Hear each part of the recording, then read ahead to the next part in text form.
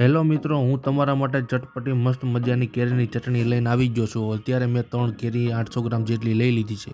હવે આપણે ગરમ પાણીની એક તપેલીમાં લેવાનું છે। 1 ચમચી એમાં મીઠું નાખી દેવાનું છે। 1 ચમચી આપણે હળદર નાખવાની છે। તેજપત્તા નાખી કેરીના બધા ટુકડાને તેની અંદર નાખી દેવાના છે।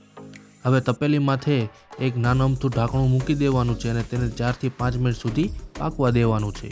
મિત્રો, કેરી સરસ મજાની પાકી ગઈ છે। હવે આપણે તે ટુકડાને એક તપેલીની અંદર લઈ લેશું। એક કડાઈની અંદર આપણે 2 ચમચી જેટલું તેલ લેવાનું છે। 1 ચમચી જીરું લેવાનું છે। 1 ચમચી વરિયાળી, અડધી ચમચી મેથી, 1 ચમચી રાઈ, 1 ચમચી કલોંજી, 2 થી 3 સૂકા મરચાં। બધું નખાઈ ગયા પછી આપણે તેની અંદર કેરીના ટુકડા નાખીને મસ્ત મજાનું હલાઈ નાખવાનું છે।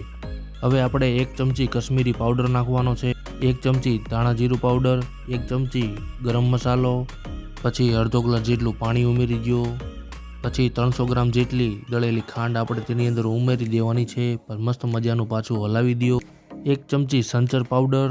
પછી મિત્રો, ધીમા ગેસ પર 3 થી 4 મિનિટ આપણે ચટણીને ચડવા દેશું અને પછી જોરદાર આ જુઓ તમારી મસ્ત મજાની એક ઉનાળાની કાચી કેરીની ચટણી તમે ખાવ તો ખરા, બહુ મસ્ત છે યાર।